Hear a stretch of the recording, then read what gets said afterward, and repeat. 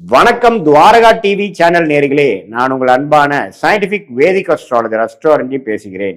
நல்லது நினைப்போம், நல்லதே நடக்கும். இந்த வீடியோவில் நம்ம என்ன பார்க்க போறோம்னா, தனுசு ராசிக்காரர்களுக்கு வருகிற ஜூலை 2026 மாதம் எந்த பலாபலன்கள் எப்படிப்பட்ட ஒரு மாதமாக இருக்க போகுதுங்கிறது சயின்டிபிக் வேதிக் அஸ்ட்ராலஜி முறையில, ஒளி தத்துவ முறையில எந்தவித மூட நம்பிக்கையிலே போகாமல், பரிகாரங்கள் அது மாதிரி விஷயத்தில் போய் மிகைப்படுத்தாமல், ஒரு கிரகமும் ஒரு மாதிரி சஞ்சரிக்கும் பொழுது அந்த ராசிக்கு அப்படி இருக்கும் பொழுது எது மாதிரி ஒரு தாக்கத்தை, கர்ம வினையை, சாதகமற்ற வாழ்க்கை சம்பவங்களை கொடுக்க போகுதுங்கிறத துல்லியமாக நாம பார்க்க போறோம்.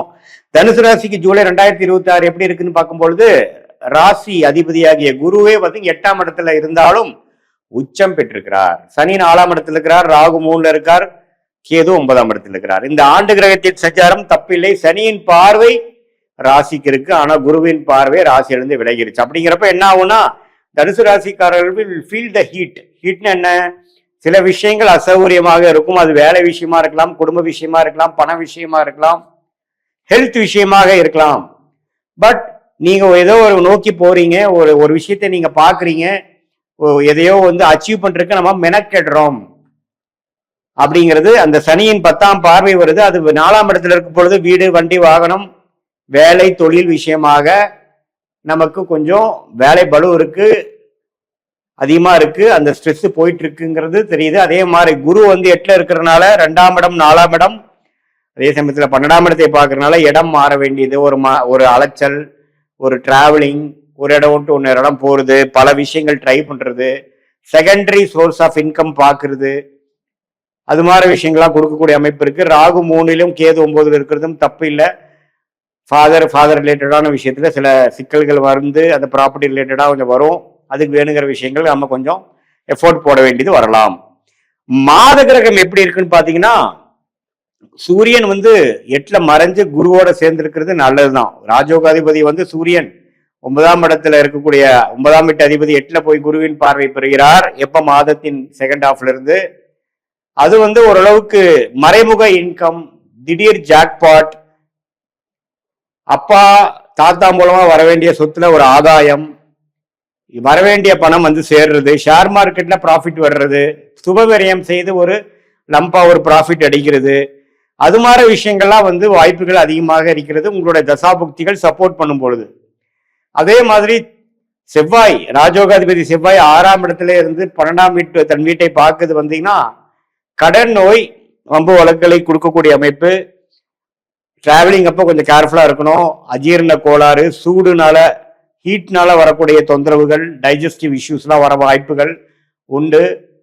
பகைவரின் நடமாட்டங்கள் உண்டு. இந்த டைம்ல நீங்க வந்து வம்பு வழக்குகள் எல்லாம் வந்து கேர்ஃபுல்லா டீல் பண்ணணும். அதே சமயத்துல உங்களுடைய சுக்கிரன் பாத்தீங்கன்னா 9ஆம் இடத்துலயே இருக்கிறது தப்பு இல்லை. அது வந்து ஓரளவுக்கு தந்தை வழி விஷயத்துக்குலாம் ஒரு பாசிட்டிவான அமைப்பு தான். எப்படி பார்த்தாலும் ஒரு மாற்றத்தை கொடுக்கக்கூடிய ஒரு மாதம் இந்த ஆண்டே பாத்தீங்கன்னா தனுசு ராசிக்கு ஒரு மாற்றத்தை கொடுக்கும், இடமாற்றத்தை கொடுக்கும், வேலை மாற்றத்தை கொடுக்கும், தொழில் மாற்றத்தை கொடுக்கக்கூடிய அமைப்பு இருக்கிறதுனால இந்த ஜூலை மாதம் வந்து அதுக்கு வேணுங்கிற ஒரு ஃபவுண்டேஷனான ஒரு அடித்தளத்தை கொடுக்கக்கூடிய ஒரு மாதமாக, இந்த மாற்றத்துக்கு வேணுங்கிற ட்ரிகர் பாயிண்டாக இருக்கக்கூடிய அமைப்பாக ஜூலை 2026 செயல்படக்கூடிய அமைப்பு இருக்கு. அதனால பாத்தீங்கன்னா மாற்றம் ஒன்றே மாறாததுங்கிறத நீங்க மறந்துடக்கூடாது. மாறும், வேலை மாறும், தொழில் மாறும், இடம் மாறும். அது வந்து நல்ல ஒரு மாற்றமாக இருக்குங்கிறது நம்ம நினைச்சுக்கணும். நம்ம வந்து இருக்கிற அமைப்புகள்லாம் ஓரளவுக்கு பரவாயில்ல. 4ஆம் இடத்துல வந்து அந்த குருவின் பார்வை சனி மேல விழுகிறதுனால இதுவரை கொஞ்சம் மன உளைச்சலை கொடுத்துட்டு இருந்தது. இப்போ கொஞ்சம் பாசிட்டிவா சில வேலைகள் செய்வீங்க. அக்ரிகல்ச்சர் ரிலேட்டடு, மெட்டல் ரிலேட்டடுங்களுக்கெல்லாம் நல்ல ஒரு முன்னேற்றம் வரும், ப்ராஃபிட்ஸ் கிடைக்கும், தொழிலதிபர்களுக்கு நல்ல முன்னேற்றம் வரும், ஃபண்டிங் கிடைக்கும், ஒரு புது பங்குதாரர் மூலமாக ஒரு ஃபண்ட்ஸ் கிடைக்கும், ஒரு கூட்டு தொழில போய் ஜெயிக்கக்கூடிய அமைப்பு வரும், லோன் கிடைக்கக்கூடிய அமைப்பு, பல வழியில வந்து பணம் கிடைக்கக்கூடிய அமைப்புலாம் வரும். இது எல்லாத்தையும் ஓரளவுக்கு யூஸ் பண்ணிட்டு வேலையில நல்லா ஜெயிக்கக்கூடிய அமைப்பு, தொழில நல்லா ஜெயிக்கக்கூடிய அமைப்பை நீங்கள் உறுதி செய்து கொள்ள வேண்டும். இந்த மாதத்தின் ஃபவுண்டேஷன் கொடுக்கக்கூடிய அமைப்பு இருக்கிறதுனால இந்த மாதத்தோட பெனிஃபிட்ஸை நீங்க அறுவடை செஞ்சு கொள்ள வேண்டும், நல்லா உபயோகப்படுத்தி கொள்ள வேண்டும்.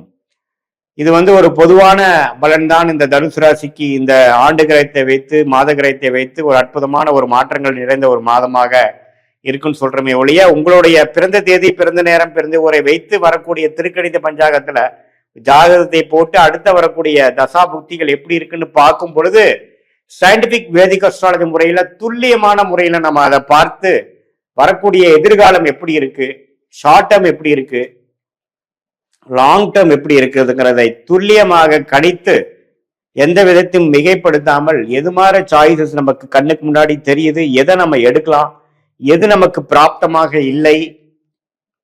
நம்மளுடைய 18 வருஷம் அனுபவத்துல கிட்டத்தட்ட ஒரு 40,000 ஜாதகம் பார்த்ததுல ஒரு லக்னத்துக்கும் என்னென்ன கிரகம் நல்ல ஒரு வலிமையாக வேலை செய்யும், எந்த கிரகம் அவ்வளவு சிறப்பா இருக்காது, உங்களுக்கு எந்த மாதிரி தசாபுக்தியில் போய் கொண்டிருக்கிறதுங்கிறதெல்லாம் துல்லியமாக கணித்து உங்களுடைய கிரகத்தின் திக்பலம் என்ன, ஸ்தான பலம் என்ன, திருக்பலம் என்ன, ஒரு கிரகமும் ஒரு பெட்டியில ஒரு ராசியில எவ்வளவு டிகிரி இடைவேளியில இருக்காரு, என்ன நட்சத்திரத்தில் இருக்கிறாரு, உங்க லக்னத்துக்கு நீங்க என்ன மாதிரி நட்சத்திரத்துல பிறந்தீங்க, நீங்க மூல நட்சத்திரமா அல்லது புராட நட்சத்திரமா அல்லது உத்திராட நட்சத்திரமா, போயிட்டு இருக்கிற தசாபுக்திகள் உங்க லக்னத்துக்கு யோக தசைகளா, இதெல்லாம் பார்த்து தசா புக்தி அந்தரம் சூக்ஷமம், தசையை டிவைட் பண்ணா புக்தி, புக்தியை டிவைட் பண்ணா அந்தரம், அந்தரத்தை டிவைட் பண்ணா சூக்ஷமம். ஸோ தசாங்கிறது 10 வருடம் 5 வருடம்,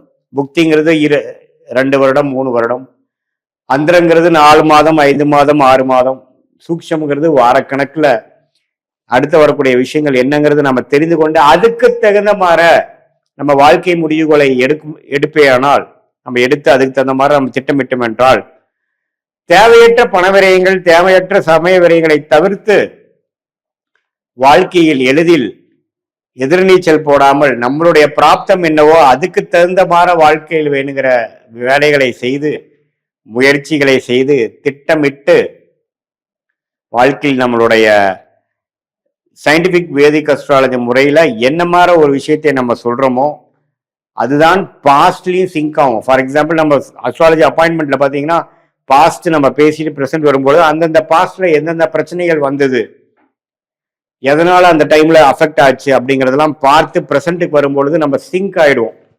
சிங்க் ஆயிட்டு இப்ப வரக்கூடிய ஃபியூச்சர் ஷார்ட் டைம் எப்படி இருக்கு, அடுத்த வரக்கூடிய லாங் டேர்ம் எப்படி இருக்குங்கிறதெல்லாம் ஒருங்கிணைத்து பார்க்கும் பொழுது நமக்கு யோகமான துறை என்ன, யோகமான தொழில் என்ன, யோகமான படிப்பு என்ன, எது மாதிரி நேரத்துல எப்படி நடக்க போகுது, வேலையா வியாபாரமா அப்படிங்கிற எல்லா கேள்விகளும் ஒரு வயதினருக்கும் என்னென்ன மாதிரி கேள்விகள் வருமோ அந்த கேள்விகளுக்கு வேணுங்கிற சரியான விடை நம்ம ஜாதகத்துல எப்படி காட்டுதுங்கிறதை பார்த்து அதுக்கு தகுந்த மாதிரி நம்ம வேலைகளை செய்து திட்டமிட்டு நம்ம செயல்பாடுகளை அமைத்துக் கொண்டே ஆனால் வாழ்க்கையில் எளிதில் வெற்றி பெற முடியும் என்று சொல்ல விரும்புகிறேன். மீண்டும் மற்றொரு காணொலியில் சந்திப்போம். நன்றி, வணக்கம்.